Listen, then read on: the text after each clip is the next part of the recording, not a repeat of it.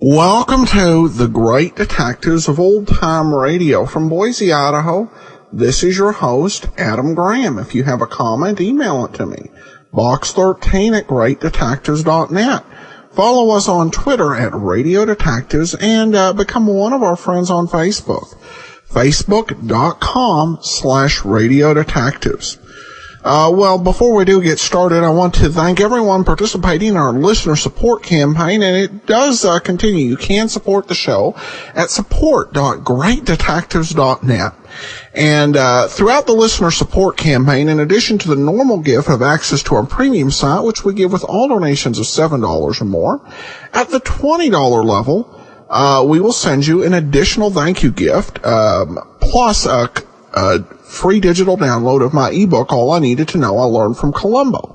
Among the items we have available, at the $50 levels, we have some great vintage paperbacks.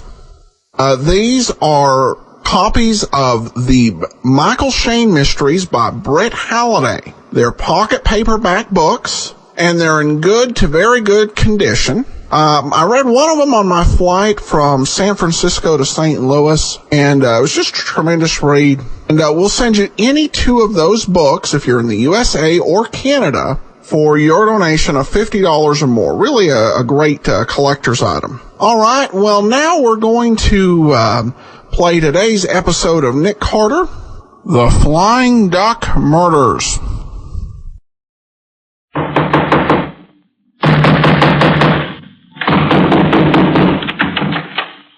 What is it? Another case for Nick Carter, master detective.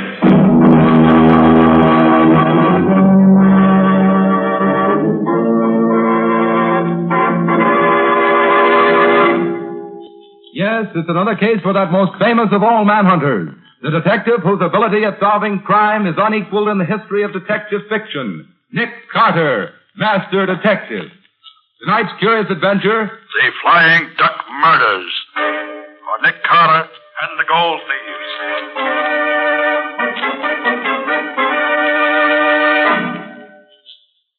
Carter, unless you think more of a large fat fee than you do of your life, I advise you to throw up the case at once. Apparently, we don't look at this in the same light, Mr. Dalrymple. I expect danger, and I'm prepared to meet it. I suppose you know that two other detectives have come out to this wild Montana country where the Flying Duck Mine is located trying to find the trouble. But do you know that neither of them lived to tell what they found? How were they killed, Mr. Dalrymple? They went crazy, Miss Bowen. Kessler, the San Francisco man, fell over a cliff, while Riley, the man from Chicago, dropped 600 feet down the main shaft of the mine. Very interesting. I feel quite sure that Nick won't share their fate. May I inquire for whom you're acting, Mr. Carter? You may. For Mr. Cecil Trenwick, an old friend of my father's and a large shareholder in the Flying Duck Mine. He said that you'd cooperate with me in every possible way. I shall do what I can, certainly. Good. I should like you to give me a letter to the superintendent of the mine, telling him that I'm a good workman and that you promised me a job. I shall disguise myself as a miner, using the name Dave Jarvis. Very well. You said your name will be Dave Jarvis? Right. Well, that'll do what you want. Give it to Mr. Nate Crosby, the mine super. He happens to be here in town this morning. Unless you change your mind and decide to return to New York. Thank you, Mr. Dalrymple, but I'm staying here until my work is finished. Good morning. Goodbye. Good morning. Wait a minute, Patsy. I wonder if Mr. Dalrymple is... 431, operator. Yeah. Yes.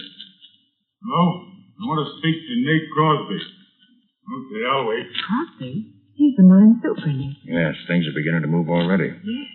If I open this door a crack, we'll hear better. Nate, this is Dalrymple. Nick has done what he's been threatening to do for so long. He sent Nick Carter out here to investigate. Yes, Nick Carter, the one man in the world I'm afraid of. They've got to market the stuff right away. We can't wait any longer now. I've given the note. Give him the job he wants and then take care of him. Yes, if you don't, it may mean curtains for all of us. Right. So long. And that will settle your future, Mr. Nick Carter. I very much doubt that, Mr. Dalrymple.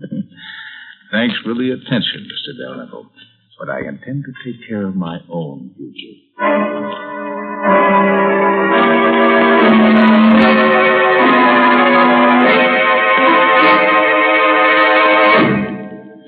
So, Mr. Dalrymple is in on the deal. He certainly is, Gubby, up to his neck.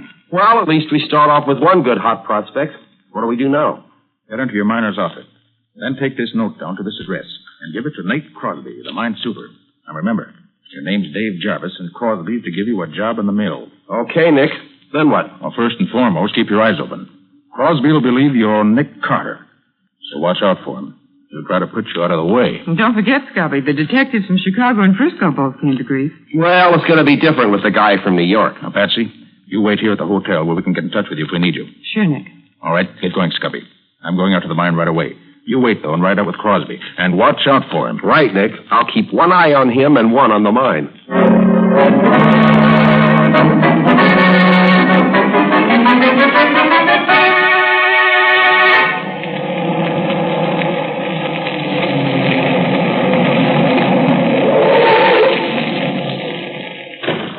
Thanks for the lift, Bud. That's okay, pal. That's the super's office right there. Thanks. I'll be seeing you.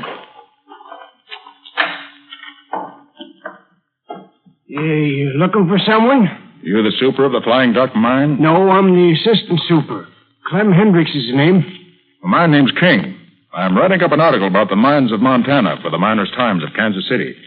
Any objection to me sticking around a while, looking things over? None at all, Mr. King. Just so long as you say something good about us in your article. You want me to show you around? No, thanks. I'll just drift around and see what I can pick up. If anyone stops here, tell them I said it was okay. Thanks, I will. Be seeing you. Now, find the boss of the day shift and get some information on how this place operates.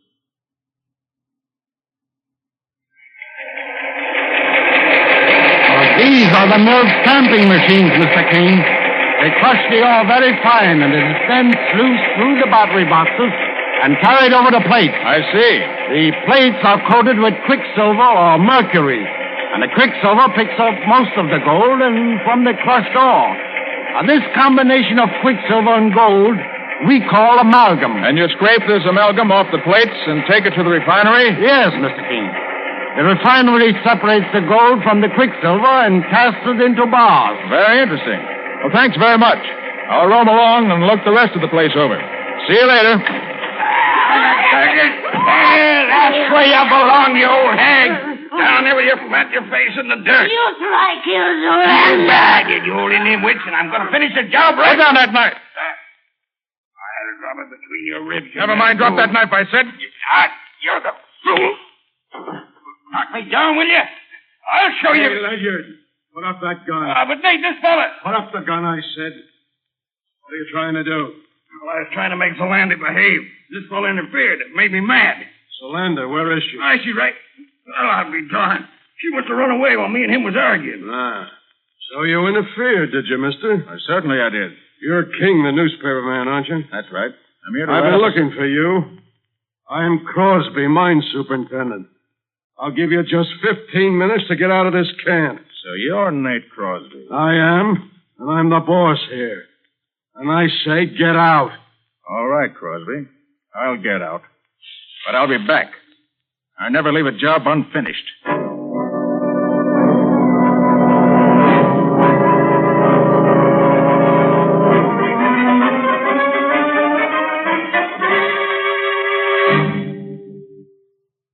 All right, pick 'em up. You can carry them. I know they're heavy, but they have to have a solid lead lining so we can ship bodies in them.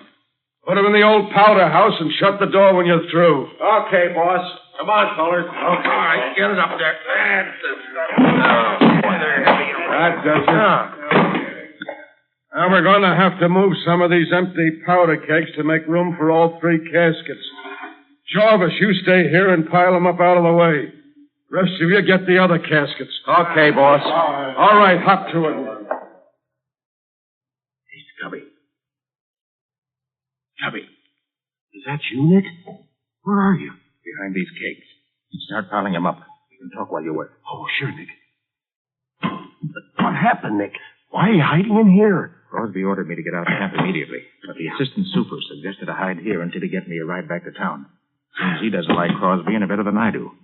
What's with you? Well, I got a job as crusher man on the night shift at the mill. What are these boxes you're bringing in here? Caskets. Crosby told the teamster the bodies of the two detectives who got killed were to be taken up and shipped to their friends. Right. Come the men with another box.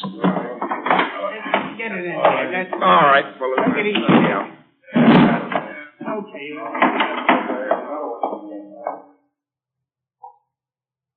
Nick, there were only two detectives who were killed. Who do you suppose the third box is for? For you, I imagine, Scubby. What? Remember, they think you're Nick Carter. I'm only Mr. King, newspaper reporter. Well, I'll certainly see that casket stays empty. Scubby, you know where the detectives are buried? Well, the teamster told me that Crosby knows because he and a couple of the mill hands took the bodies away. I see. Scubby, I've got an idea. When the men bring in the other casket, you go out with them. Then make some excuse to come back in here again. Okay, Nick, I'll fix it. Quiet now. All right, fellas, right here. That's it. All right, that'll do it, I think.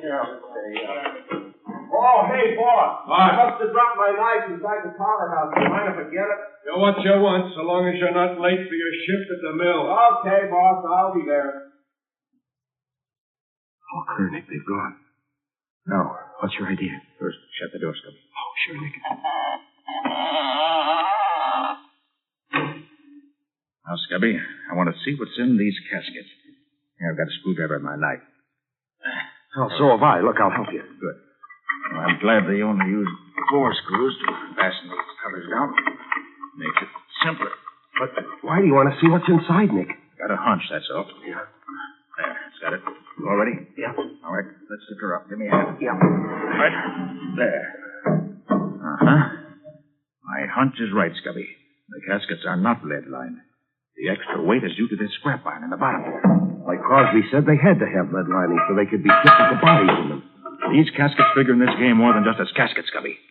Well, Crosby told the teamster to have a fresh team hitched to the large wagon for him at midnight tonight. I thought so. Scubby, he's going to take these caskets somewhere tonight. And I want to know where. Yeah, but how are you going to find out? I'm going with him. Hidden in this casket. I'll get in it and you put the lid back on. Oh, but Nick, you'll smother in there with the lid down. Scubby, you can put 4 small pieces of wood under the coffin lid before you screw it down. Oh, but Nick, I wish you would... Now, hurry up. All right.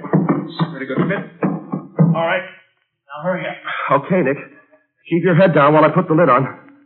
Okay. There we are. Have you learned anything yet, Scubby? Well, the only place in the mill where the gold could be stolen is the room where the battery boxes and the plates are. Have you found out how they did it? No, not yet. I hope to learn tonight when I'm on duty in the mill. Good, Scubby. You take care of that end. Now, what's this end? Yeah? Well, here's good luck to us both. I suspect we both may need it.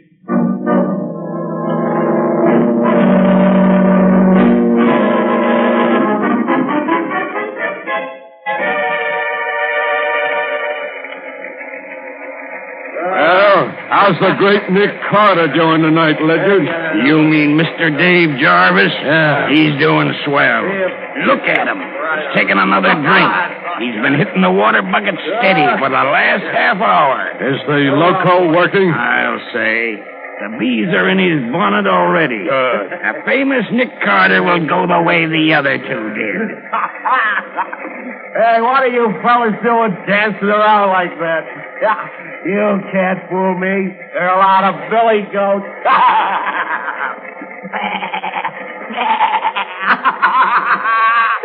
Oh, I'm thirsty. You gotta get me a drink. Keep your eye on him. If he starts fighting, lay him out with a crowbar. Don't take any chances. Okay. Say what he's riding into my shot.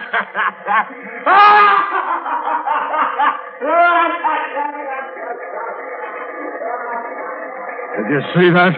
He's heading for the cliffs, just like the others. The Landers mixture hasn't failed yet. What's next, Crosby? Ledyard, get my team from the stable at midnight tonight and meet me at the old powder house. Now we can put Nick Carter's name on the third casket.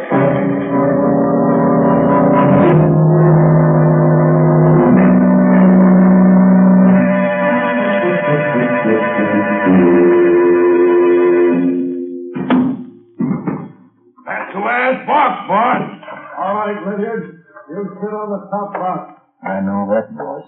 That's Courtney. I'd like to see his face if he knew I was in this casket. What did you take such wild broncos for, Super? They're the only fresh team in the stable.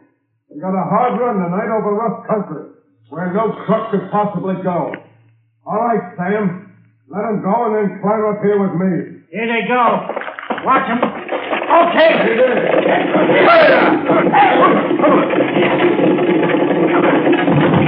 Ouch! Oh! Wish they picked a better road to drive on. Now that the loco is done for Carter, we can bring this business to a successful finish. Oh! I hope we're not going far at this rate. You mean we're going to quit? We sure are. We'll market the stuff and make a clean getaway. This is the roughest ride I've ever had. How are you going to market the stuff? Leave that to me. I'll see that each of you gets... Stop them, boss! Stop them! Hold them in! They're running away. One of the reins is broken. Running away? I didn't count on this. We're going to smash! Jump for your lives!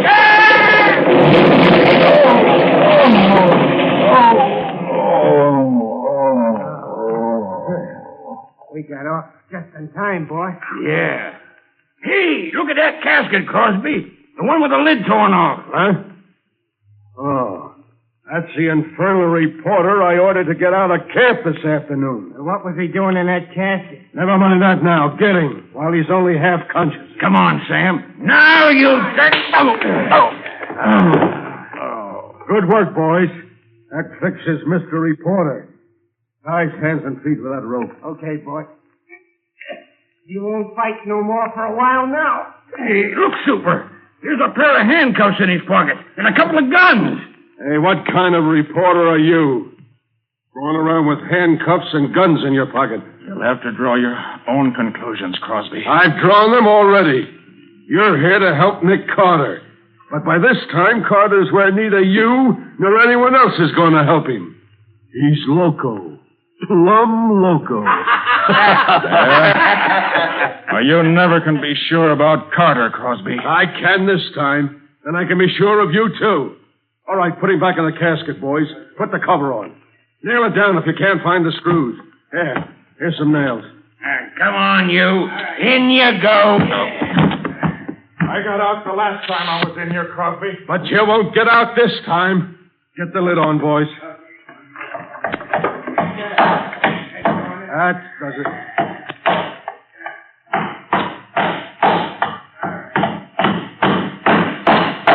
That's swell. That's enough. He can't do anything with his hands tied. Lydiard, you and Sam get the shovels that were in the wagon and dig a nice deep hole. We'll bury our reporter friend with our blessing.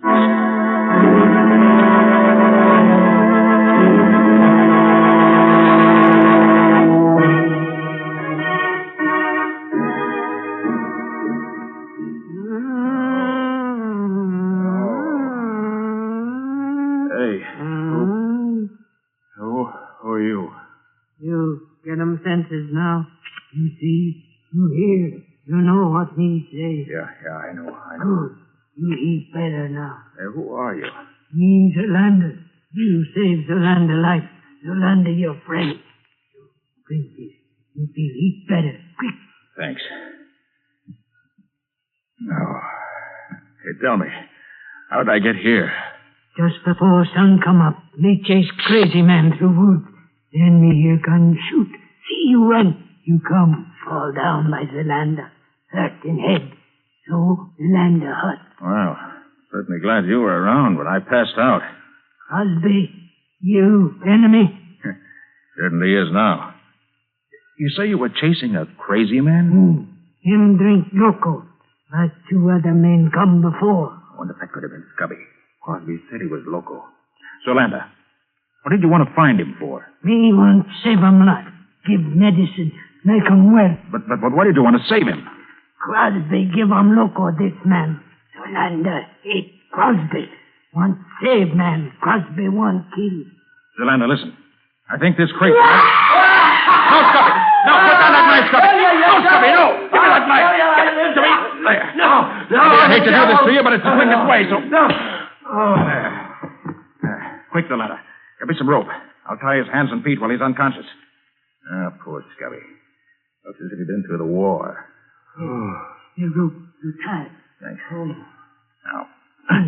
Make it medicine. Make 'em all better from loco. There, Scubby. That should hold you now. Here, medicine. Make 'em well. Make 'em drink. Thanks. All right, Scubby, old boy. Come on, drink this. Come on, drink it. Come on, drink it. Devils and blood. Right, come on now. Come on. There you are. There. Come on, now.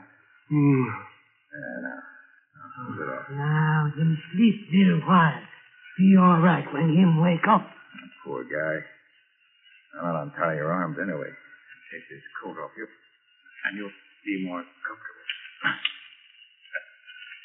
Hey, what's this? Long coil of wire with a lot of metal discs attached to it. What? That's the answer. Of course.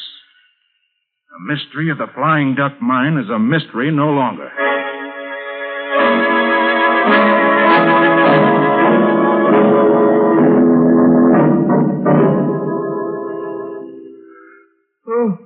Well, Scubby, you feeling better now that you've had some sleep? Yeah, I feel pretty good. Why? You don't remember what happened to you yesterday morning? Well, the last thing I recall is going to the water bucket and taking a long drink. Seemed as if the more I drank, the more I wanted. Well, that water bucket was loaded with loco weed juice. What? Surprised you didn't notice it. Well, I'm surprised at myself now. But both the amalgamators, even Crosby himself, kept drinking. While pretending to from that same bucket. Well, they certainly had me fooled. Look, Scubby. You remember seeing these discs strung on this coil of wire? Oh, yeah. Yeah, I recall seeing one of the amalgamators have it last night. Why, did I bring it here? You did. And it breaks the case wide open. Well, good for me, even if I didn't know it. Hey, tell me, Nick, what are those discs used for? Here, I'll show you. Yeah. Now watch. Now, you see, this stuff I'm scraping off is amalgam, a mixture of quicksilver and gold. The men who worked in the battery boxes in the mill, the amalgamators, hung these discs and a lot more like them in the battery boxes, right where they'd catch the best of the gold before it flowed over the other plates. They took out over half the gold that flowed into the boxes this way. So that's where all those thousands of dollars worth of gold disappeared to. Yes, Scubby. A very clever method of stealing the gold. Now, if we could only find out what Crosby and his gang do with the amalgam after they scrape it off their discs. You want catch, Crosby? I'll say we do if we... Hey, Nick, who is she? Oh, that's Zolanda. She saved my life. Oh, and yours, too, incidentally. Saved my life? How? Well, that loco weed juice you drank is fatal. Well, Zolanda gave you an antidote for it. Oh, gosh, thanks, Zolanda. Gee, I'm sure much obliged. Crosby try kill me. Me fix him. Zolanda know all about Crosby. You come with me. Well, where are you taking us? Crosby got cave inside mountain where he hide stuff. Come, me show you.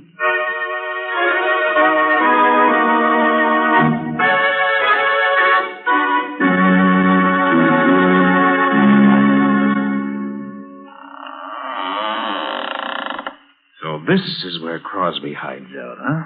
Yeah. Too bad there's no one here now. But they've been here today. Look there, Scubby. Well, that looks like the scrap iron we took out of the casket in the old powder house before you hid in it. Right, Scubby. And this scrap iron was in the other two caskets. So they brought them up here. I wonder why. There's the answer. Over there in that corner. And the Thayer's furnace. And it's still warm, Scubby. We must have scared them off when we came up. Wait. Let me take the cover off this retort.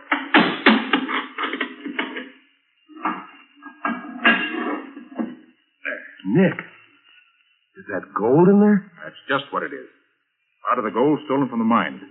This is where the gang refined the amalgam they scraped off their discs. Much easier to handle gold this way because it weighs so much less. Now, since we know from what Dalrymple said that they never disposed of any of the stolen gold, they must have 800 or 900 pounds of it by now. Hey, maybe they've got it hidden around here somewhere. They did have, Scubby. But not now. Well, what makes you think so, Nick? Here. Take a look outside there.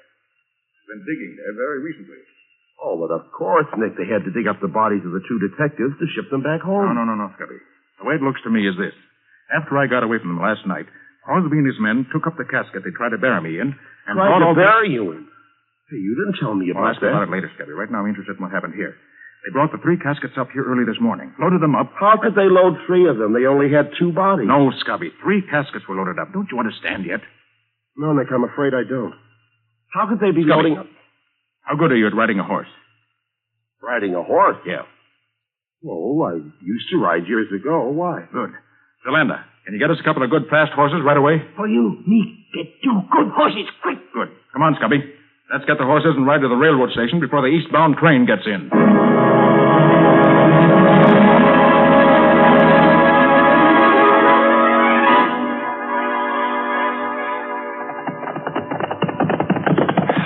But, Nick, what's all the hurry? Well, unless I'm wrong, Scubby, these 3 caskets are going east on the next train.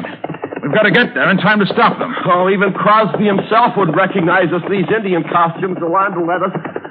Well, we may need to be disguised before we get through. Hey, you didn't finish telling me how you got away from Crosby and his gang when they started to bury you alive. What did happen, Nick? Well, they dug the hole, and they put the casket down in it. I tried to pry the lid loose, but my hands were tied behind me.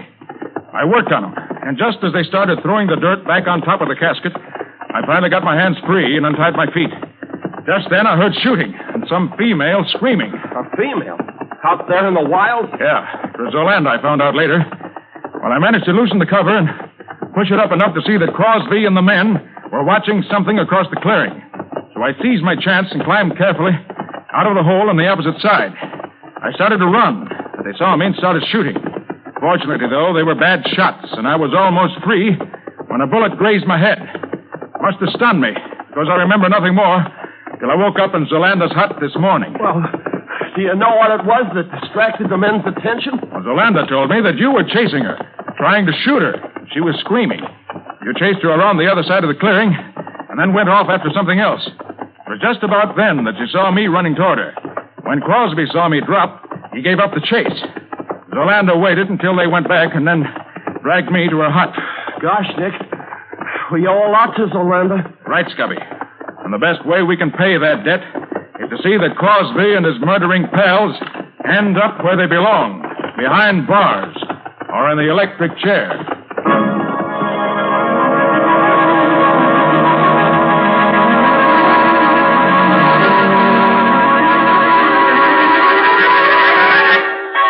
You understand, Patsy? Of course, Nick. You want the police chief to meet you at the station in 10 minutes, and you want Mr. Dalrymple and the president and treasurer of the mine to meet you in the chief's office in an hour. That's right. Now be sure you get them all. Don't worry, I'll take care of it.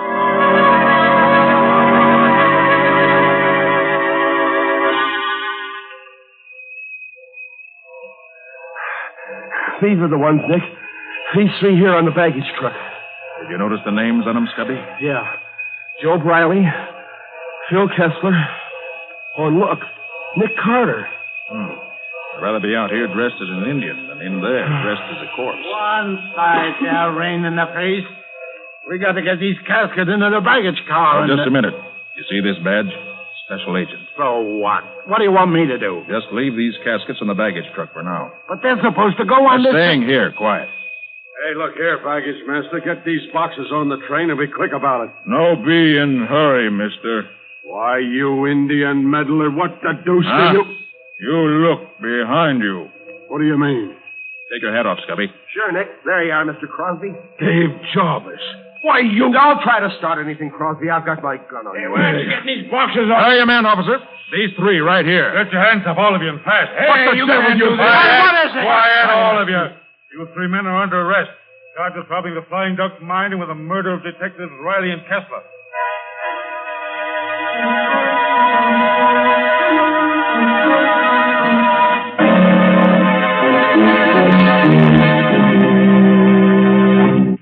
Now, Mr. Dalrymple, I asked you and the officials of the Flying Duck mine to meet me here in the office of the chief of police because I want to show you what's in the casket that Crosby was taking back east with him. Now, the first casket is supposed to contain the body of Phil Kessler.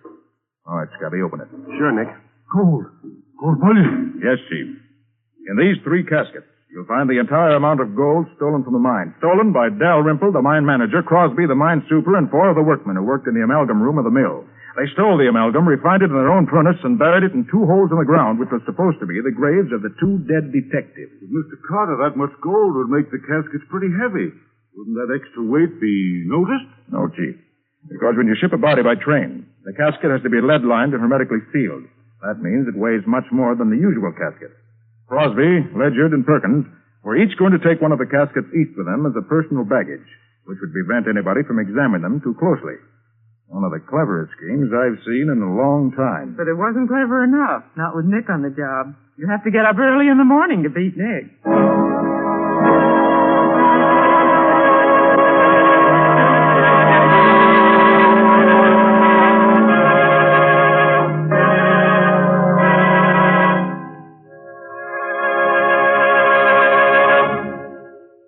This was another strange experience of Nick Carter, Master Detective, called The Flying Duck Murders or Nick Carter and the Gold Thieves.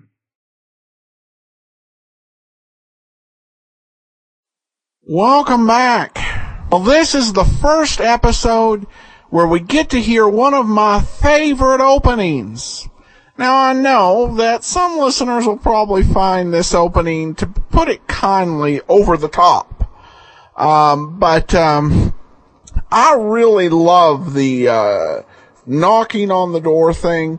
Absolutely classic, and it will be with this series for a few years. Just such a fun touch. So that's one of my big favorites. And this actually was the first episode it was introduced. Because there was not a missing episode between last week's and this week's. So, like I said, one of my absolute favorite ways to open any radio show, that knocking on the door. I do think the villain needed a memo that if you're going to call someone to report that you are at your wit's end and in serious jeopardy against the greatest detective in the world, you might want to be sure the detective's out of the building first. Not, shall we say, good form. But a great case, another good mystery. And now we turn to listener comments and feedback, and we have our first reactions to the Carter series. Cheryl writes, love the Nick Carter series, and Tamara says, the Nick Carter show is one of the best. I was so sick of Holmes, I'm excited for a change. Well, I'm glad you're enjoying it, and we've got a good 2 years plus of Nick to enjoy, so I hope all of our listeners are having as much fun with it as I am. So that will do it for today. Join us tomorrow, yours truly, Johnny Dollar, and Carter Brown Mysteries. And then join us on next Thursday for another episode of Nick Carter. In the meanwhile, send your comments to box13 at greatdetectives.net. Follow us on Twitter, Radio Detectives, and become one of our friends on Facebook, facebook.com/Radio Detectives. From Boise, Idaho, this is your host, Adam Graham, signing off.